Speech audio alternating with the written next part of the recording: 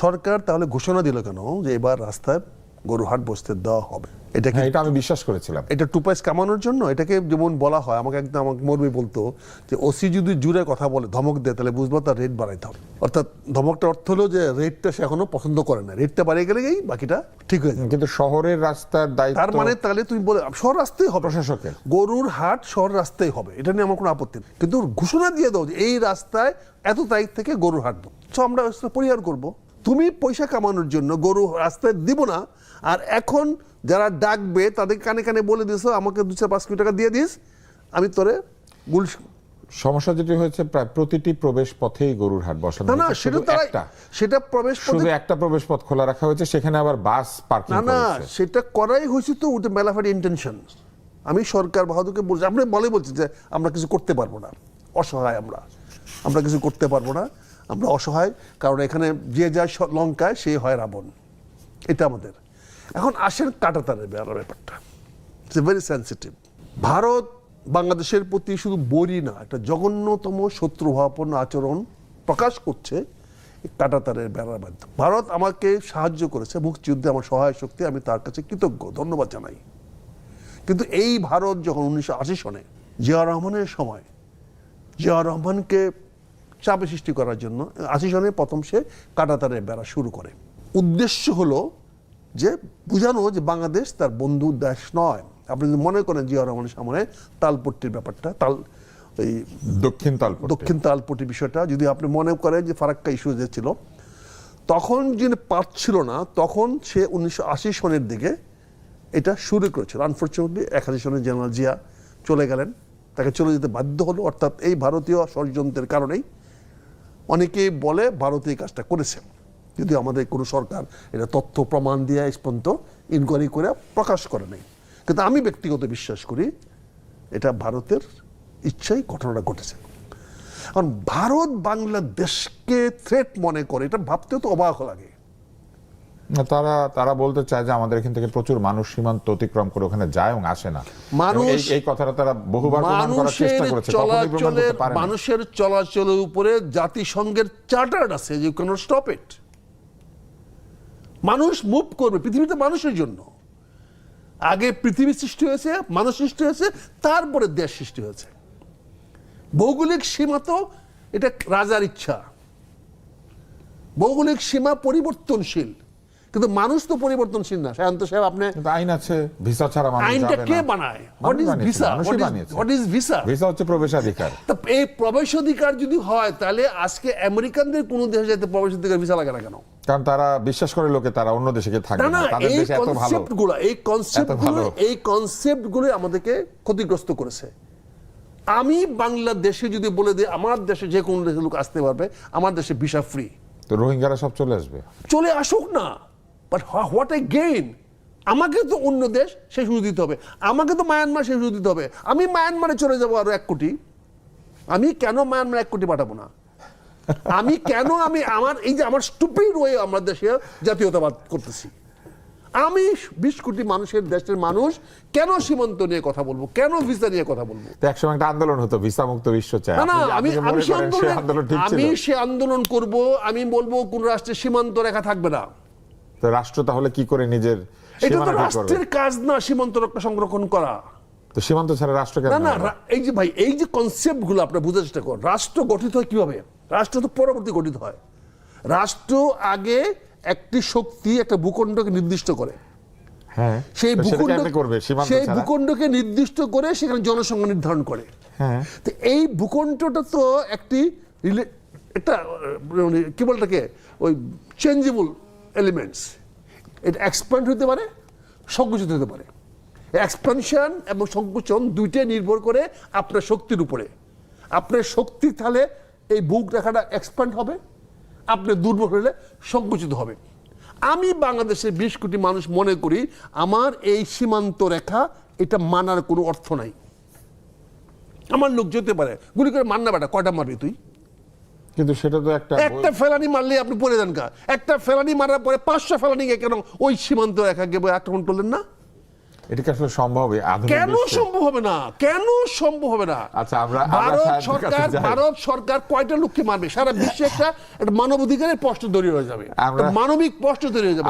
ভাইয়া কথা বলছি, আপনি যদি রং মেডিসিন খান, হ্যাঁ, that is not the fault of doctor.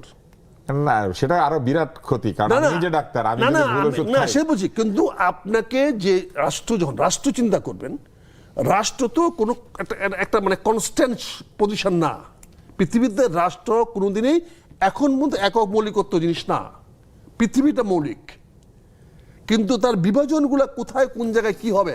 একসময় ইংরেজের আমলে তার পতাকা কোথাও অস্ত যেত না, সূর্য অস্ত যেত। আজকে সে ইংরেজি কেউ জিজ্ঞাসা করে না, তার কোনো ভাতি নেই, কোনো বাংলায় বলি বেল নাই। আমার বেশ কোটি মানুষের জন্য আমি তো এক্সপ্যান্ড করব, নট বাই বুলেট। আমি চর দখল করি কেমনে? আমি জমি দখল করবো, এটা গুলি কার বেটা তোর। কিন্তু আমার নীতি হলো কি, আমি আমার সরকারি বলি, হ্যাঁ বর্ডার দিয়ে সীমান্ত রেখা যাবেন না, এখানে তারপটি বেড়া দিছে, আমার ভাই বলে দিবে 150 গজ দূরে দেন। তার মানে কি? এইগুলো দিয়ে তো আপনি কনসেপচুয়ালি এগ্রি করে নিছেন। ভারতের কোনো রাইট নাই। ভারত যখন মানবাধিকারের কথা বলে, মানবিক কথা বলে, তারা যখন গণতন্ত্রের কথা বলে, গণতন্ত্র মানে মানুষ, কোনো রাষ্ট্রের মানুষের মধ্যে সীমাবদ্ধ নয়। তাহলে আজকে তো আমেরিকান সব লোক বার করে দিতে হবে, তাদের অরিজিনাল পিপুলই তো নাই। আমাদের বাংলাদেশেও তো আমরা অরিজিনাল পিপুল নাই। এখানে তো আমার আফগান আছে, পাঞ্জাবি আছে, আমার কাছে অ্যারাবিয়ান আছে, তার কি আছে আমার দেশে? তাহলে আমরা তো অরিজিনাল বাঙালি না। আমাদের আমরা কঠিন তর্কের মধ্যে ভারতের অবস্থাটাকে জাতিগতভাবে সবাইকে নিয়ে তীব্র প্রতিবাদ করতে হবে এবং বলতে হবে তোমার সীমান্ত রেখা আমরা মানি না, তাতে মরতে হয় মরবো। আমরা সায়ন্ত সাগরের কাছে আসি। এটা তো আসলে আমরা জানি না এটা সম্ভব কিনা, তবে এটা একটা কনসেপচুয়াল একটা জায়গা, যেখানে আমাদের একজন আলোচক বলেছেন যে পৃথিবীতে ভিসা থাকারই দরকার নেই, যে যার খুশি মতো যাবে, যে যেমন খুশি হবে, মরবে মারবে, এবং একসময় সবাই যার যার মতো অভিবাসন করে ফেলবে। এটা তো আসলে চিন্তাটা হয়তো অনেক আজ থেকে 200 বছর আগে ইখতিয়ারউদ্দিন বখতিয়ার খলজি ঘোড়া চড়ে আইসা দল করে, অনেক 200 না, সম্পত্তি ছিল না, আরো আগে বলেন। হ্যাঁ, কিন্তু আমরা আসলে আপনার কাছে একটু বুঝতে চাই এই ভারতীয় কাঁটাতারের বেড়ার কি কি প্রভাব আমাদের উপর পড়তে পারে, এটার উপকার কি অপকার কি? একদম এক কথায় বলি, যে এতক্ষণ ধরে জামান ভাই যে কথাগুলো বলছিলেন, সেটা রাষ্ট্রবিজ্ঞানের একটা চিন্তা। এই চিন্তা করার স্বাধীনতা যে কারো আছে, তিনি তার মতো চিন্তা করেছেন। তবে আধুনিক রাষ্ট্র ব্যবস্থা সৃষ্টি হওয়ার আগে তখনও কিন্তু এরকম এক এক গোষ্ঠীর অধিকারে এক একটা এরিয়া ছিল, এবং ওই গোষ্ঠীর তাদের শক্তি সামর্থ্য অনুসারে তারা কতখানি এরিয়া দখল করবে সেটা ঠিক হতো। তাতে করে এক এক গোষ্ঠী এক এক এরিয়াতে জনবসতি গড়ে উঠতো এবং এক এক এরিয়া তার দখলে থাকতো। সেটাও কিন্তু এক ধরনের মানে তার এরিয়ার ছিল, যে এই এরিয়াটা আমার এই জনগোষ্ঠীর। এবং এক এক রাষ্ট্র, ভারত উপমহাদেশে যে বিভিন্ন সময় বিভিন্ন শাসকরা যে জায়গা এক্সপ্যান্ড করেছে, দখল করেছে, ওই জায়গা থেকে বেরিয়ে আসার জন্যই আধুনিক রাষ্ট্র ব্যবস্থায় রাষ্ট্রবিজ্ঞানীরা এই যে ভৌগোলিক সীমারেখার কনসেপ্টটা এনেছেন, এবং এটা পৃথিবীর সব দেশ মেনে নিয়েছে। যারা এখন তারপরও আগ্রাসী মনোভাব দেখাচ্ছে, যেমন ইয়েতে আপনার গাজায় ইসরায়েল ওইদিকে দখল করতে চায়, আমেরিকা এই দেশে ওই দেশে এক্সপ্যান্ড করতে চায়, এটা আইন যদি মানতো এটা পারত না। সুতরাং রাষ্ট্রের ভৌগোলিক সীমারেখাটা আধুনিক রাষ্ট্র ব্যবস্থায় রাষ্ট্রবিজ্ঞানীদের যে কনসেপ্ট, এটা চলছে যতদিন পর্যন্ত আন্তর্জাতিকভাবে এই কনসেপ্টটা বিলোপ না হবে, ততদিন পর্যন্ত এটা মেনে নিয়েই আমাদের চিন্তা করতে হবে যে তাহলে আমরা এটা, এই যে সীমান্ত যেহেতু থাকবে, আমার টেরিটরি আছে, আমার মানচিত্রে আমার একটা এরিয়া আছে, যে বাংলাদেশ মানে এটুকু, ভারত মানে এটুকু, পাকিস্তান মানে এটুকু, এটা যতদিন আছে ততদিন পর্যন্ত আমাকে ওই যে আমার আর তার সীমান্ত, ওইখানে কি কি অনিয়ম হচ্ছে, কি কি অবৈধ হচ্ছে, কি কি বেআইনি হচ্ছে, সেটা কিভাবে রোধ করবে এবং কেন হচ্ছে, সেটা হচ্ছে ম্যাটার অফ ডিসকাশন। এখন আপনি যেটা বলছেন কাঁটাতারের বেড়া, কাঁটাতারের বেড়া কেউ তার নিজ দেশের জনগণের এবং তার দেশের সুরক্ষার জন্য যদি কেউ প্রাচীর তোলে, এর আগে হতো বহু দেশ প্রাচীর তুলেছে, মানে ওয়াল তুলেছে, তো ওয়াল দিতে অনেক টাকা খরচ, সে ওয়াল না দিয়ে কেউ কাঁটা তার দিতে চায়, কাঁটা ছাড়া তার তাতে এটা আমার হেডেকের বিষয় না। আমার বিষয় হচ্ছে সে যেখানে আইনসম্মতভাবে যেখানে সে দিতে পারে না সেখানে ঢুকে দিচ্ছে। দ্বিতীয় হলো গিয়ে এই যে সীমান্তে হত্যাকাণ্ডটা ঘটছে কেন? এইখানে একটা ট্রেড ইমব্যালেন্স, পাশাপাশি দুইটা দেশের মধ্যে যদি দামের পার্থক্য থাকে কোনো পণ্যের এবং চাহিদার ভারসাম্য না থাকে, চোরাচালান হবেই, পৃথিবীর সব দেশে হয়। সেখানে ভারতের মধ্যে বাংলাদেশের চোরাচালান, বাংলাদেশ থেকে কিছু দেশ ভারতে যায়, ভারত থেকে কিছু জিনিস আসে। এই চোরাচালানের যুক্ত উভয় পক্ষ। বাংলাদেশের সঙ্গে ভারতের ধরেন ট্রেড আনুষ্ঠানিক বা ট্রেড হচ্ছে ধরেন 11-12 বিলিয়ন ডলার। সেইটা অনানুষ্ঠানিক ট্রেড, যেটাকে আপনার এই চালান বলি আমরা, সেটা তার থেকে সামান্য কম, খুব বেশি ব্যবধান। সেখানে ভারতই পজিটিভ সাইডে থাকে, আমরা দেই কম নেই বেশি। সেই ক্ষেত্রে ট্রেডের থেকে যেরকম আনুষ্ঠানিক ট্রেড, সেইখানেও যেরকম ভারসাম্য প্রায় 7 বিলিয়নের উপরে, যে ভারত আমাদের দেয় বেশি, অর্থাৎ আমরা রপ্তানি করি আর আমাদেরটা নেয় কম। এইরকম সব জায়গায় ভারতের, এমনকি চোরাচালান যে হয় সেখানেও কিন্তু ভারত থেকে বেশি আসে। তাহলে চোরাচালানে তো একটা গ্রহীতার দাতা থাকে, ক্রেতা এবং বিক্রেতা থাকে চোরাচালানেও।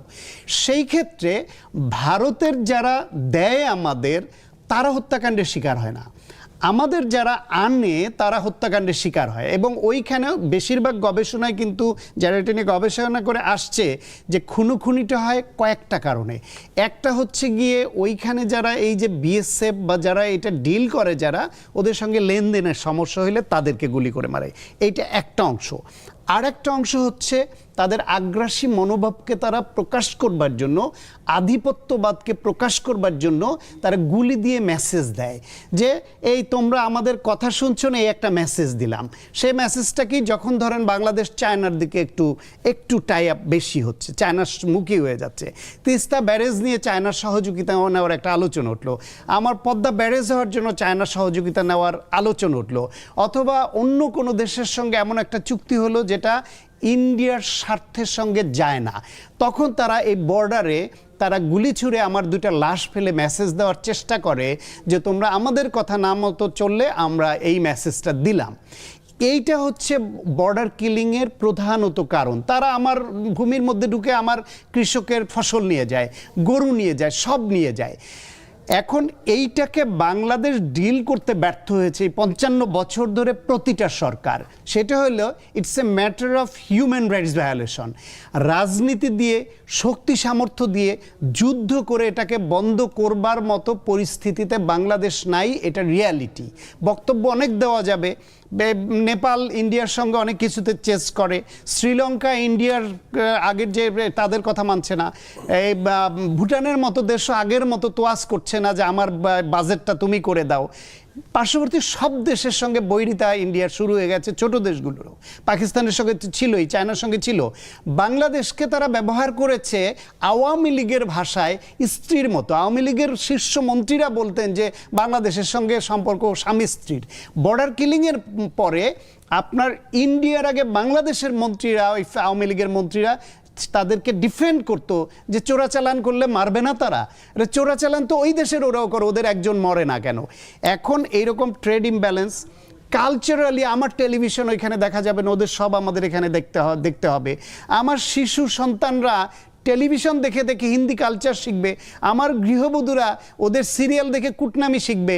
আমরা সেই অপকালচারটাকে গ্রহণ করছি, আর ও আমার ভালো টেলিভিশনটাকে ওর ওইখানে দেখতে দিবে না, কারণ আমার পণ্যের বিজ্ঞাপন আমার টিভিতে গেলে ওর এই 7 সিস্টার্স বা আশেপাশের দেশে, পশ্চিমবঙ্গে আমার পণ্যের চাহিদা বাড়বে। সব কিছুর পেছনে তাদের আগ্রাসী মনোবাদ, আধিপত্যবাদ, এবং তারাই সব দখলে রাখবে এবং আমাদের পদানত করে রাখবে। এখন এইখানে থেকে উঠে আসবার জন্য আমাদের যে রাজনীতি দরকার, সেটা 55 বছরে আমরা করতে পারিনি। আমাদের যে সামরিক বা অন্যান্য ক্ষেত্রে যোগ্য হয়ে ওঠার ব্যাপার, সিঙ্গাপুরের মতো ছোট দেশ পাচ্ছে, তারে তো কেউ চোখ রাঙাইতে পারে না। আমার কিসের ঘাটতি ছিল, আমরা সেই দিকেও যাইনি। আমার আবার এখানে এমন একটা মনোভাব আমরা গেঁথে নিয়েছি বা গেঁথে দিতে সক্ষম হয়েছে ইন্ডিয়া, যে এই দেশের বড় বড় রাজনৈতিক শক্তি মনে করে যে ইন্ডিয়ার সমর্থন ছাড়া বাংলাদেশের ক্ষমতায় আসাও যাবে না, আসলে নিরবিচ্ছিন্নভাবে থাকা যাবে না। এখানে আমার একটা প্রশ্ন আছে, আমি আপনাকে করব। এই প্রশ্নটি শেষ করি এখানে, শেষ করি। এই সব কারণে আমাদেরকে আমরাই নিজেদের রাজনৈতিক অনৈক্যের কারণে এবং দাস মনোবৃত্তির কারণে ইন্ডিয়া সুযোগ পাচ্ছে। দাস হওয়ার থেকে দাস মনোবৃত্তিটা ডেঞ্জারাস।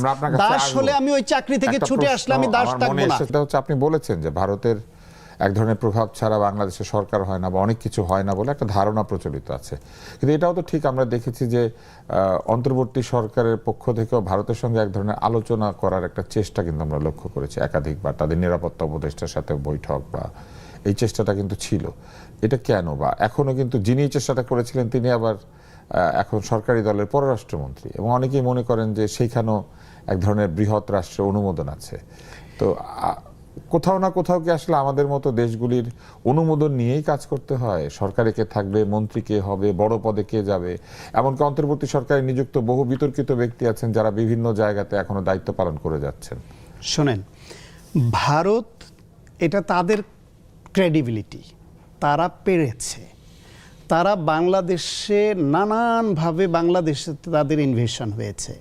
তারা কালচারালি, তাদের কালচারাল উইংয়ের মাধ্যমে পত্রিকা বের করে এই দেশ থেকে সাহিত্য সংস্কৃতির মানুষদের বিনোদন বা বিভিন্ন ট্রেনিংয়ের নাম করে নিয়ে তাদের খাতির যত্ন করে তাদের প্রতি তাদের একটা আনুগত্য তৈরি করে বা সম্পর্ক তৈরি করে।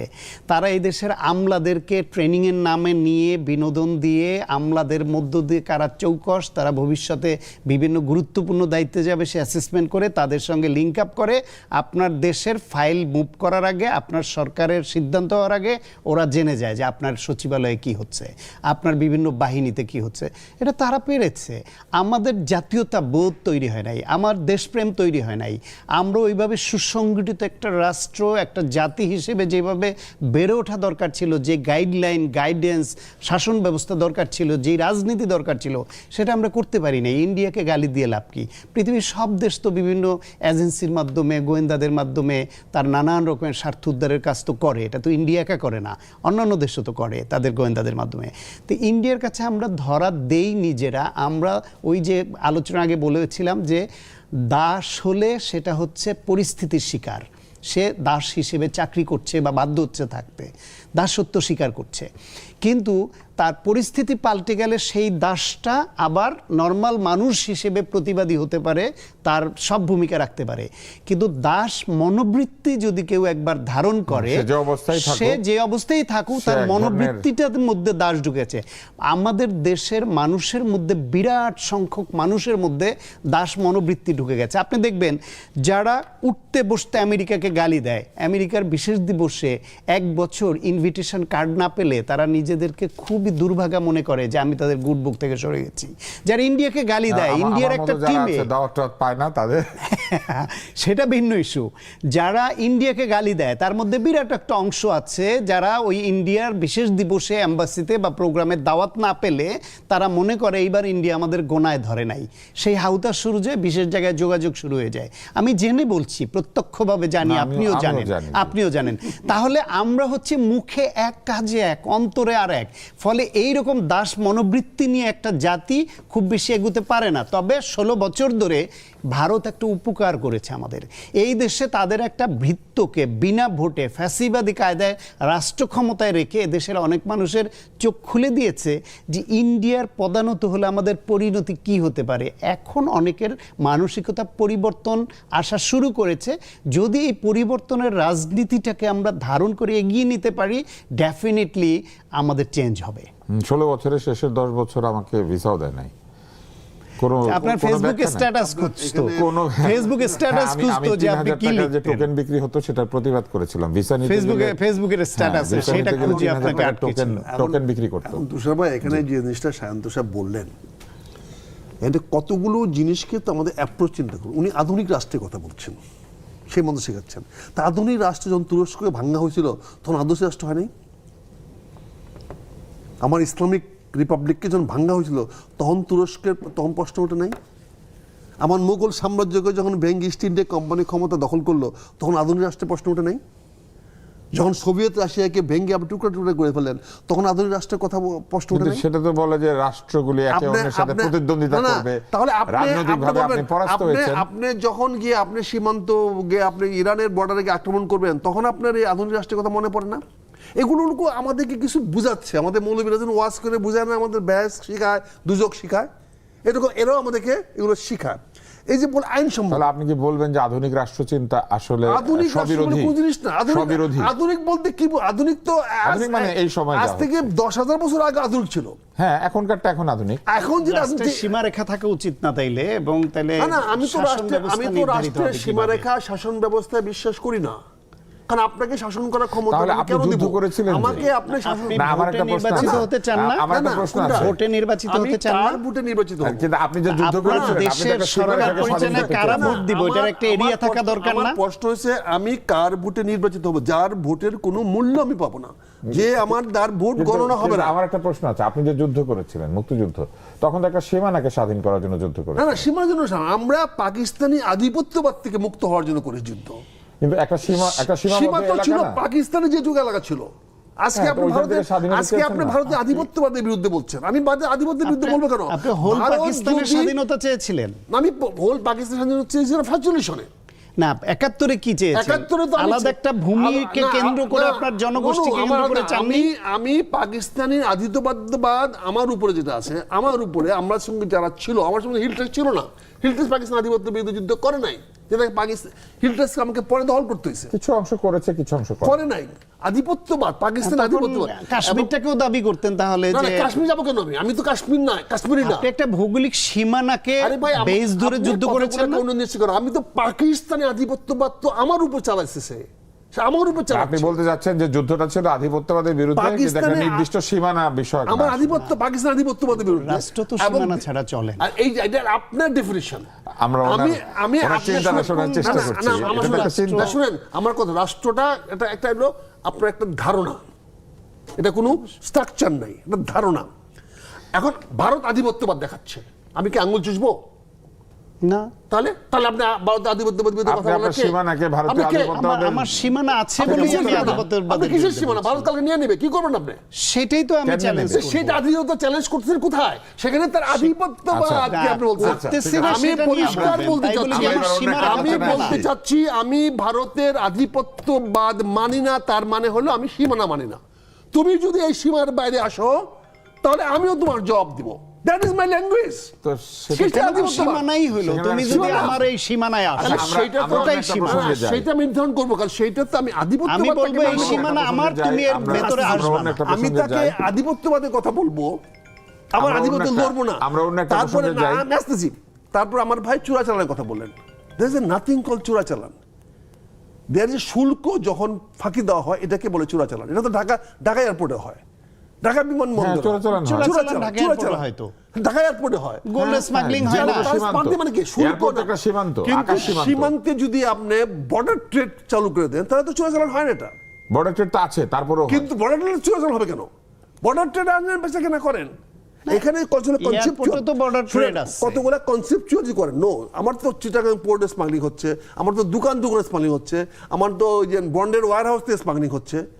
আপনি ক্যামেরা আনতেছেন এক কথা বইলা, পার্স বিক্রি করে দিচ্ছেন আমার কাছে, ছোট ছোট ক্যামেরা, এখানেও চোরাচালান হচ্ছে। হ্যাঁ, হচ্ছে তো। বড় বড় কোম্পানি করতেছেন আপনারা, ওষুধের কোম্পানি র মেটেরিয়াল আনতেছেন, এনে আপনি বেঁধেছেন, এটা চোরাচালান হচ্ছে না? চোরাচালানের জন্য তো বর্ডার না। আমার বিজেপি তো চোরাচালান বন্ধ করার জন্য না, বিজেপি হলো ভারতের আধিপত্যবাদকে ঠেকানোর জন্য। ভারত যদি আমার সীমান্তে আসতে চায়, ভারত যদি আমার ফেলানি গুলি করে, আমি গুলি করব। That should be my language. এখানে আবার কি আধুনিক রাষ্ট্র? এই সময় উনি তো পরিষ্কার বলছেন বাংলাদেশ ডিল করতে পারে নাই, ডিল করতে ব্যর্থ হয়েছেন। আরে বাবা, আপনার কথা মতো আমি চুপ থাকবো, কিন্তু আমরা আবার ডিল করতে আমরা ব্যর্থ আরেকটা হবো? প্রসঙ্গে যেতে চাই। না, জানিস যাই, কিন্তু আমি বলতে চাচ্ছি আপনি যখনই আধিপত্যবাদ স্বীকার করে নেবেন, তখন আপনি ইনফিরিয়র হয়ে গেলেন।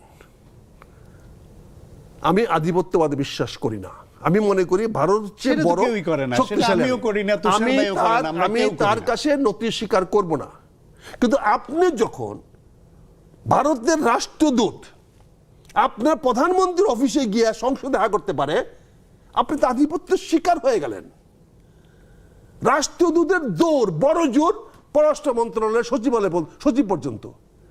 সেখানে আপনি ভারতের পররাষ্ট্রমন্ত্রীকে আপনি সংসদ দেখা করতে দিলেন, দেখা করে বলে পরের দিন আমার এই পররাষ্ট্রমন্ত্রী দিল্লিতে যাবে। তারপরে আপনি নতুন জননীতি নীতি দিচ্ছেন, আপনি বলতেছেন, তা আপনি অন্যকে দোষারোপ করবেন কেন? আপনি কি এখন ভারতের নতুন সরকার না? বর্তমান সরকার কি ভারতের প্লান্টেড গভর্নমেন্ট না? শেখ হাসিনার চেয়ে বেশি বড় প্লান্টেড গভর্নমেন্ট। আপনি এটা বলতে চান? হ্যাঁ, অবশ্যই বলতে চাই। আচ্ছা, আমরা এটার একটা উত্তর নিব। না, আমি পরিষ্কার বলতে চাই, এই যদি আমার প্রধানমন্ত্রীর সঙ্গে যদি রাষ্ট্রদূত দেখা করতে পারে, তার মানে it is a planted government. This government is planted by the Indian hegemony.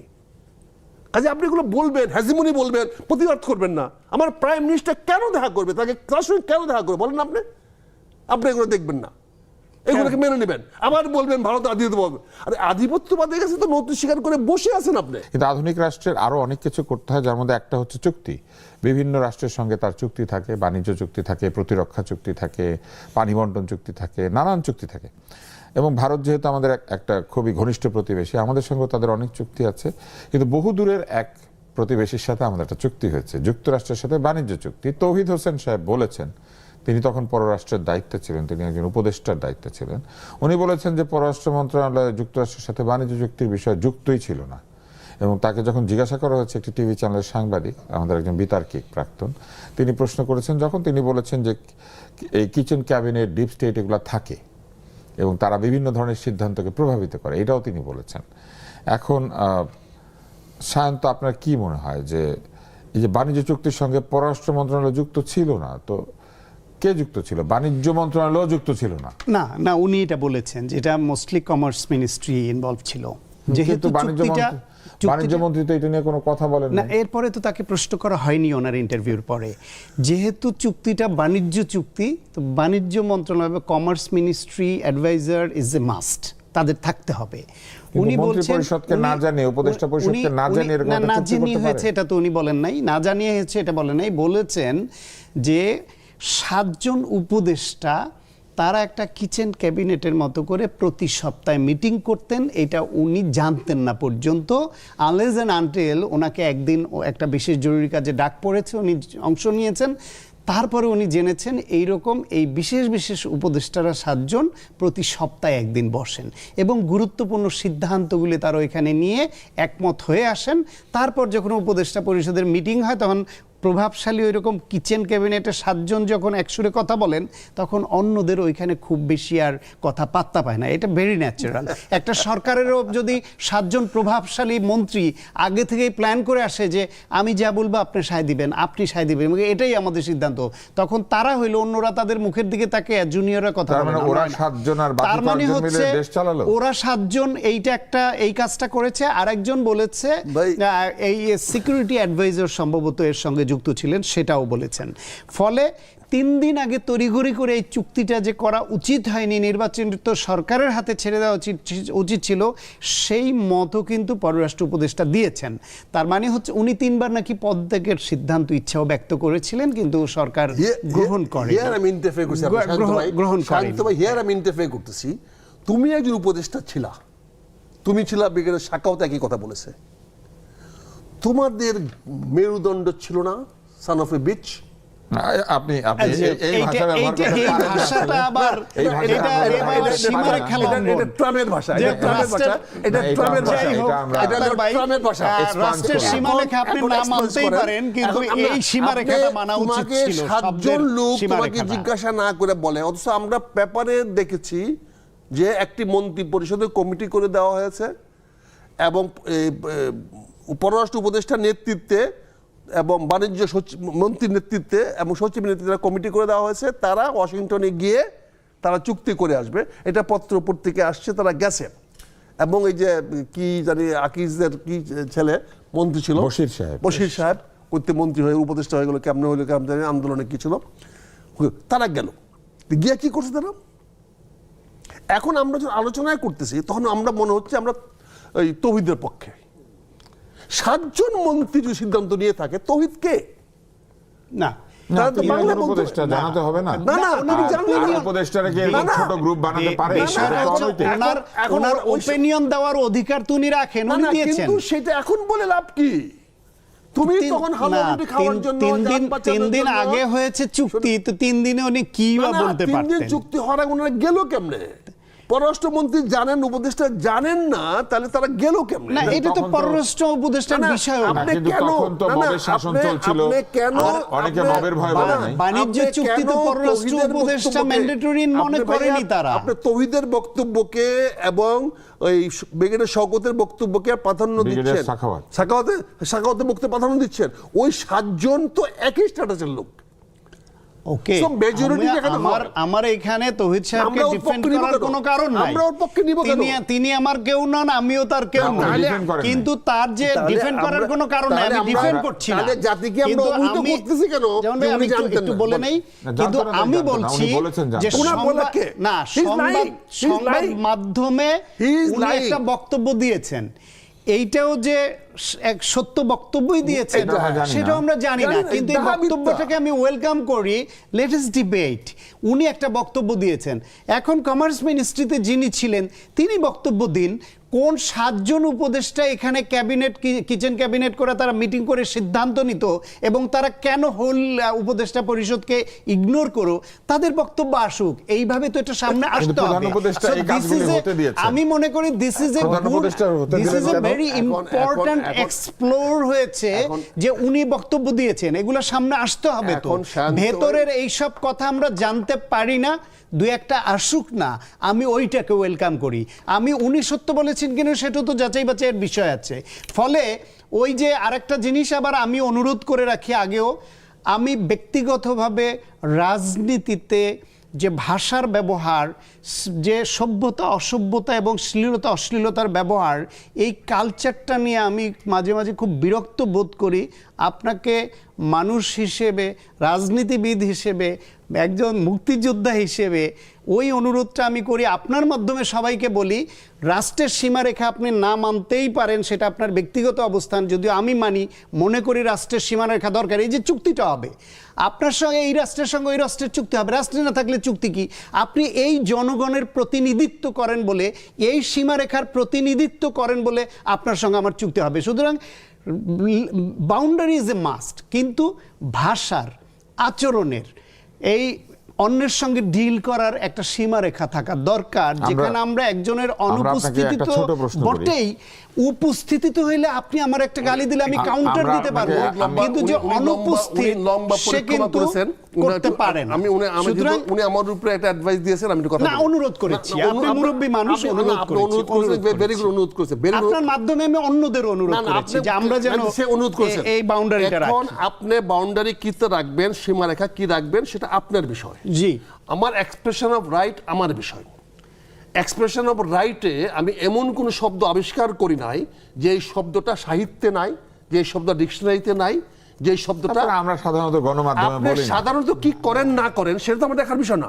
আপনি সাধারণ না অসাধারণ এটা আমার দেখার বিষয় না। আচ্ছা ঠিক আছে, এইটা আমি এই সাধারণ অসাধারণ না, এটা হচ্ছে এটা- generally। তাহলে আপনি আপনি তো করার আমাকে- অধিকারও রাখেন, আমি অনুরোধ করার না, না, অধিকার রাখি। আপনি- আমার অনুরোধ না, না, রাখতে আপনি বাধ্য আপনি না। অনুরোধ অধিকার রাখেন, আপনি বাধ্য না রাখতে আমার অনুরোধ, এখন কিন্তু অনুরোধ আপনি- করার আমি অধিকারও তো এই আমার আছে। শব্দই ব্যবহার করি যে শব্দটা ডিকশনারিতে আচ্ছা। পাওয়া যায়। তা আমরা- আমি আমরা- এই শব্দটা ব্যবহার করি আমরা এখন যে শব্দের- শব্দটা আমরা এখন সাহিত্যে শব্দের পাওয়া তর্কে যায়। না গিয়ে- ডিকশনারিতে আমি এই অনেক শব্দ পাওয়া যায়, আমি আমার মার সামনে ব্যবহার করতে পারবো না। ডিকশনারিতে অনেক শব্দ পাওয়া যায়, আমি আমার সন্তানের সামনে ব্যবহার করতে পারবো না। কিন্তু আমরা- সেই জন্য যখন আমরা জাতির সামনে একটা শব্দ বলি, আমরা এখন ভাবতে শব্দের হয় তর্কে চলে যে গেছি। ডিকশনারিতে থাকলে এই শব্দটা জাতির সামনে আমরা বলতে শব্দের পারি তর্কে কিনা, না থেকে বা উচিত কিনা। আমরা আমি এক আপনাকে লাইনে বলবো। ব্লেম করছি না, আমি অনুরোধ করেছি, আপনি অনুরোধ না রাখলে না রাখবেন। শান্ত সাহেব আপনি অনুরোধ করেছেন, ভেরি গুড, আপনার রাইট আছে অনুরোধ করা, কিন্তু প্রশ্নটা হচ্ছে যে যে আছে তাকে আপনি কি বলবেন? তাকে তো অ্যাপ্রোপ্রিয়েট নাম দিবেন। জাতির সামনে আপনি মিথ্যা কথা কেন বলবেন, প্রহসন কেন বলবেন, আচ্ছা। আপনি জাতিকে ধোঁকা কেন দিবেন? ঠিক আছে, আপনি ঠিক জাতির হ্যাঁ, সামনে তো সত্য এখানে কেন আমরা বলবেন? এক লাইনে আপনি আপনাকে বলতে উত্তর চাইলে দিব। বলেন, সেটা হচ্ছে আমার যে- আপত্তি নাই, thank আমি you, অনুরোধ এই যে করেছি, 7 জন আপনার লোক- অধিকার আছে বলার। এই যে 7 জন লোক, 7 জন লোক না, হাজি উপদেষ্টা। হ্যাঁ, তারা তো লোকও। না লোক না, তারা লোক তো বিলুপ্ত হয়ে গেছে, উপদেষ্টা হওয়ার মানে সময়। আমরা এখন তো তিনজন তারা এখন লোক। লোক না, আলোচক। আলোচক, এখন হ্যাঁ। তারা লোক। আমরা লোক না, আমরা চোখ। লোক, আমরা আলোচক। না আমরা আলোচক। আমরা সুতরাং লোক না, এই চোখ। 7 জন লোক এখন 7 জন লোক, একসময় তার উপদেষ্টা এখন, ছিলেন। হ্যাঁ, এখন লোক। হ্যাঁ, তা আমি এই জন্য 7 জন লোক বলছি, ওনাদের তো মনের মধ্যে মনে এখনো আছে ওই যে উপদেষ্টা মনোবৃত্তি তৈরি হয়েছে, মানে তারা নিজেদেরকে এখন উপদেষ্টা ভাবেন। আমরা প্রত্যেকবারই দেখি যে ঈদের সময় দুর্ঘটনার পরিমাণ বেড়ে যায়। এটার একটা কারণ রয়েছে, প্রচুর যান চলাচল হয়, অনেক সময় অনিরাপদ যান চলাচল হয়। কিন্তু কোরবানির ঈদের সময় দেখা যায় যে ট্রাক উল্টে, গরুর ট্রাক, মালের ট্রাক, এগুলো উল্টে প্রচুর মানুষের নিহত হওয়ার সংবাদ আসে। এরকম সংবাদ এখন এসেছে। আপনার কি মনে হয় যে সরকার চাইলে এই দুর্ঘটনা নিয়ন্ত্রণ করতে পারতেন? কেননা যখন ট্রাকের উপর মানুষ উঠে যায়, রাস্তার উপর দিয়েই তো আসে, কেউ তাদেরকে নামিয়ে দিচ্ছে না কেন? হাইওয়ে পুলিশ আছে, বিভিন্ন জায়গায় টহল আছে, কেউ কেন নামিয়ে দেয় না? এখানে আমি একটা জিনিস বলতে চাচ্ছি, আমি জানি কাকে বলছি। হ্যাঁ, বলেন, যে কোনো একজন বলেন। সেটা হচ্ছে, আপনি বলছেন নেসেসিটি, ডক্টরিন অফ নেসেসিটি। এখন মানুষের প্রয়োজন অনুযায়ী মানুষ যাবে। কিন্তু অনিরাপদ যান, আপনি অনিরাপদ যাত্রা করলে তো আমাকে নামিয়ে দিতে অনিরাপদ হবে। কার সেন্সে? তার জন্য অনিরাপদ। সে তো বলছি নিরাপদ, বিকজ তাহলে কি আমরা এই মৃত্যুকে মেনে নিব, এইভাবে মরতে দেবো? কিন্তু এখানে যে বিষয়টি আপনাকে খেয়াল করতে হবে, সে তো যেতে হবে, রাষ্ট্র সে ব্যবস্থা করতে পারে নাই। দ্বিতীয়ত, আপনি যমুনা ব্রিজে গেছেন কি রিসেন্টলি জানেন না, যমুনা ব্রিজের আগে আরসিসি স্লেব দিয়ে রোড করা হচ্ছে, যেটা 1 ফুট থিকনেস। আপনার এক একটা স্লেব যাচ্ছে, তার পাশে 1 foot, 1.5 foot, 2 foot gap. It is just স্ল্যাবটা বসায় রাখছেন। একটা গাড়ি চাক্কা পড়া মানে গাড়ি উল্টায় পড়বে। 4 দিন আগে আমি এটা ফেসবুকে উঠে আমি বলেছি, আমি নাটোরে গেছিলাম রাত্রেবেলা, আমার ড্রাইভার নিয়ে আমি হয়েছি, একটা গাড়ি মানে গাড়ি যদি রাস্তার পাশে কোনো কারণে চাকা নেমে যায়, তাহলে গাড়ি উল্টে চাকা মানে কি, যাবে। এই যে আমার টেবিলের কারণ কানিসটা, রাস্তার উচ্চতা তার পাশে এই 1 ফুট উচ্চতা, এই যে কানিসটার থেকে এই যে আমার এই যে কানিসটা আমরা দেখেন, এটার থেকে 1 ফুট নিচে রাস্তাটা, এখানে আরসিসি স্ল্যাবটা পুরো বসায় রাখছেন। এবং মাইলস অফ মাইলস আমরা এলেঙ্গার থেকে নিয়ে আপ টু যমুনা ব্রিজের মাথা পর্যন্ত, এটা দেখার কেউ নেই আপনার? এই ফলটা কার? ওই ব্যাটা ঠিক আছে, কম পয়সা বাঁচার জন্য গরিব মানুষ এই ইয়াতে উঠছে, ওই না, আমরা তাদেরকে দোষী করি নাই। না, এখানে আমরা যেটা বলেছি কি যারা হচ্ছে, নিয়ন্ত্রক আগে কর্তৃপক্ষ ট্রাক তারা তো ড্রাইভারের ব্যবস্থা নিতে জন্য পারে। রেলিং ভেঙে পড়ে গেছে গা, সে রাতে অঘুমা করছে। কিন্তু এখানে কি হয়েছে আপনি দেখেন না, যেখানে ট্রাকটা পড়ছে সেখানের সঙ্গে রাস্তার কার্নিশ 1 ফুট নিচে। তো চাক্কাটা স্লিপ করলে পড়ে, এখন তো স্লিপ করে চাক্কা পয়সা দরকার নেই, কারণ এটা ব্যালেন্স অটোমেটিকলি 1 ফুট নিচে চাক্কাটা পড়ে গেলে তো গাড়ি ব্যালেন্স করতে পারবে না। গাড়ি ম্যাক্সিমাম ব্যালেন্স করে 7 ইঞ্চি, 7 ইঞ্চি পর্যন্ত সে এগুলো তো মেকানিক্যাল দেখতে হবে, মেকানিক্যাল। তো ড্রাইভারের দোষটা কি? আপনি রোডটাই বানাইছেন 1 ফুট স্ল্যাব দিয়েছেন, ভেরি গুড, ভালো কথা করেছেন, কিন্তু তার প্রোটেকশন আপনি কেন দেন নাই? কেন সেখানে ইয়েলো সিগন্যালিং দেন নাই? কেন এখানে ট্যাপ লাগান নাই? এটা তো এসেনশিয়াল ইন দ্য কন্ট্রাক্টে, টেন্ডারে আপনি কেন করেন নাই? এটার জন্য দায়ী কে? এটার জন্য দায়ী তো কর্তৃপক্ষ। এই কর্তৃপক্ষকে সে প্রশ্নবিদ্ধ করতে হবে। আমি তো বলছি আপনাকে, চলেন যাই, ফিজিক্যালি যাই। আপনাকে যদি আমি 7-8 কিলোমিটার দেখাইতে না পারি যে রোডের সাইডে কিছুই নাই, আমরা মোটামুটি ধারণা পেয়েছি। আসলে এটার জন্য দায়ী এক কর্তৃপক্ষ। ধরনের অবহেলা আছে বলেই এইভাবে আমাদের মৃত্যুগুলিকে মেনে নিতে হচ্ছে। ফেরিতে উঠতে গিয়ে গাড়ি পড়ে যাচ্ছে উল্টে, রাস্তার পাশে গাড়ি উল্টে যাচ্ছে, এবং এই অবহেলা চলমান আছে, এটা বন্ধ হচ্ছে না, এটা শুধু অবহেলা না, এটা অবহেলা, অনিয়ম এবং অসচেতনতা, উদ্ধত্তপূর্ণ আচরণ। ওই তো অবহেলা, বিধি না মানা। একটা হচ্ছে যে গাড়ির ফিটনেস না থাকার কারণে এই সময় অতিরিক্ত গাড়ি দরকার, সে গাড়ি নামিয়ে দেয়, সেটা আমরা জানি, তাদের অ্যাক্সিডেন্ট বেশি। খুব দ্রুত গিয়ে নামিয়ে, যাত্রী নামিয়ে আসবে, বেশি সে করবে, ট্রিপ করবে, সেই আকাঙ্ক্ষা থেকে, অতি মুনাফা লোভের বা অতিরিক্ত ইনকামের আকাঙ্ক্ষা থেকে দ্রুত চালায়, অ্যাক্সিডেন্ট হয়। এইখানে তাইলে একটা বিধি মানা, আইন মানা, তারপরে বেপরোয়া হওয়া, এইসব একটা কারণ, যেহেতু যাত্রী বেশি, প্রয়োজন বেশি। এইখানে কিন্তু এই যে গাড়িটার কথা বললেন, যে রড বোঝাই গাড়িতে অতিরিক্ত 15 জন মানুষ উঠেছে। 15 জন মানুষ উঠলো কেন? কারণ তারা অসচ্ছল মানুষ, তারা যাত্রীবাহী বাসে গেলে তাদের যে পরিমাণ ভাড়া দরকার, এই ভাড়া দিয়ে স্বজনের কাছে গিয়ে হয়তো তার সন্তানের জন্য একটা কাপড় কিনে দিতে পারবে না, হয়তো এই যে কোরবানিতে গিয়ে যে আনন্দটা ভাগাভাগি হাতে টাকা, এটা পারবে না। সুতরাং তারা উঠেছে, কিন্তু তারা উঠতে গেল ওই রকম তারা অভাবী মানুষ, নওগাঁর মঙ্গাপীড়িত অভাবী মানুষ, তারা নোয়াখালী অঞ্চলে গেছে কাজ করতে, সেইখান থেকে ফেনীতে এসে তারা ফেনী থেকে রড বোঝাই ট্রাক পেয়েছে, কম টাকায় পেয়েছে, উঠে পড়েছে। ওরা অসচেতনতা থেকে উঠেছে, অভাবী মানুষ বলে। কিন্তু যে ট্রাক ড্রাইভার সে তো বিধিবিধান জানে। ট্রাক ড্রাইভার কেন যাত্রী উঠালো? একই ঘটনা, সেও কিছু টাকা চায়। সে টাকা চায়, কিন্তু সে অবৈধ কাজটা করলো, ওরা করলো অভাবে, অসচেতনতা থেকে। ট্রাক ড্রাইভার তো বিধিবিধান জানে, ওই যাত্রী হয়তো বিধিবিধানটা জানে না, বা এইভাবেই গেছে আগেও। ও কেন এটা করলো? দ্বিতীয় হলো, সরকার প্রতি বছর ঈদে জানে কত লোকের বেশি চাপ হয়, সেই চাপ সামলানোর জন্য কি পরিমাণ বাড়তি পরিবহন দরকার। এইখানে অনিয়ম যে হয় অ্যাক্সিডেন্টের জানা, তাহলে তার তদারকি দরকার ছিল। যেটা জামান ভাই যেটা বললেন যে রাস্তায় বিভিন্ন জায়গায় যে তার বিভিন্ন রকমের ইয়ে থাকে, যে সেফটি মেজার্স থাকে, সেগুলোর ঘাটতি আছে। ফলে আমাদের রাষ্ট্র ব্যবস্থাপনার অন্যান্য সিস্টেমগুলোতে যেরকম সামগ্রিক যে অব্যবস্থাপনা আছে, সামগ্রিক ব্যর্থতা আছে, এটা তারই একটা অংশ। এটা হঠাৎ করে একবারই চেঞ্জ করে ফেলতে পারবো আমরা, তা না, কিন্তু ভিজিবল চেষ্টাটা দেখতে চাই যে হ্যাঁ এইবার হয়েছে। বুয়েট থেকে যারা এটা যে রোড সেফটি নিয়ে কাজ করে, ওখানে যেখানে যেখানে দরকার এই রোড সেফটি মেজারগুলো নিয়ে সরকার যেখানে যেখানে রাস্তার দরকার, মেরামত দরকার, সেটা করুক। আইন শৃঙ্খলা রক্ষাকারী বাহিনী, ট্রাফিক সহ হাইওয়ে পুলিশ, তাদের যেখানে যেখানে এই নিয়মের ব্যত্যয় হচ্ছে বলে এটা হচ্ছে, সেটা শুরু হোক। ট্রাক ড্রাইভার সহ সব ড্রাইভারদের যে ট্রেনিং দরকার, সেই ট্রেনিংটা নিয়মিতভাবে হোক, আইন সম্পর্কে ধারণা দেওয়া হোক। সর্বোপরি যারা অপরাধটা করলো তাদের দৃষ্টান্তমূলক কিছু শাস্তি হোক, কারণ শাস্তিরও দরকার আছে। শুধু মোটিভেশনাল দিয়ে, শুধু বয়ান দিয়ে কাউকে রক্ষা করা যায় না। ইসলামে যে এত মোটিভেশনাল এত কিছু আছে, আমার এটা প্রায় আমি বলি যে আল্লাহ যদি শুধু বলতো যে তোমরা আমার ইবাদত করবে, এই কাজ করবা, তাহলে ভেস্তে যেতে পারবা, পাশাপাশি যদি কি কি না করলে বা কি করলে দোজকে যেতে হবে ওটুক না দিত, তাহলে আমরা এই পুরস্কারের জন্য কতজন যে মানতাম সেই সন্দেহ আমার আছে। ফলে পুরস্কার যেমন থাকতে হবে, রিওয়ার্ড থাকতে হবে, পাশাপাশি তার শাস্তিও থাকতে হবে।